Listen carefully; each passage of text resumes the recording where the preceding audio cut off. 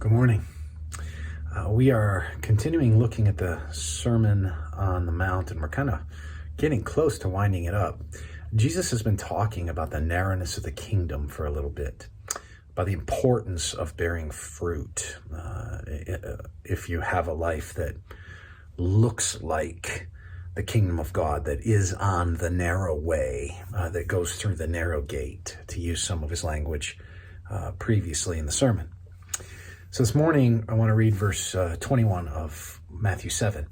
Not everyone who says to me, Lord, Lord, will inherit the kingdom of heaven, but the one who does the will of my Father who is in heaven. So I want to give you this morning just a thought about something that doesn't bring you into the kingdom of heaven, something that doesn't mean that you're saved in that sense, and that is your words.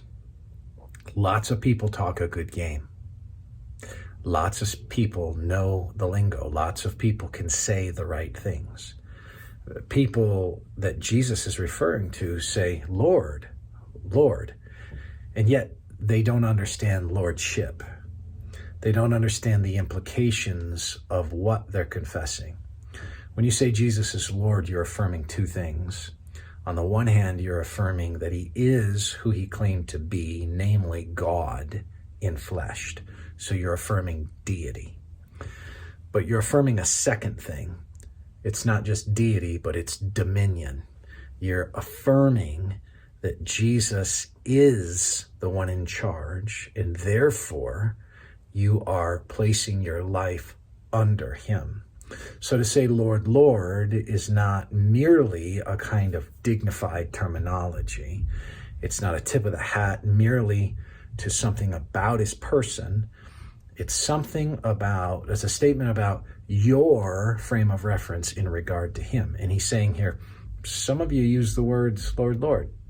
You refer to me in a way that you're not living out because you're stating something that is not bringing your life into a measured response of submission in the kingdom.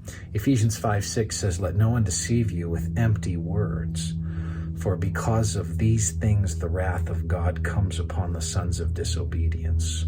Words that are devoid of a life that comes behind the terms are empty, they're vain, they're without substance to them, and they end up being hypocritical, and Jesus is identifying that. So if lots of people grow up in church their whole life, and they say the right things, they know the lingo. In fact, it's become so same old to them that it no longer has the substance with it.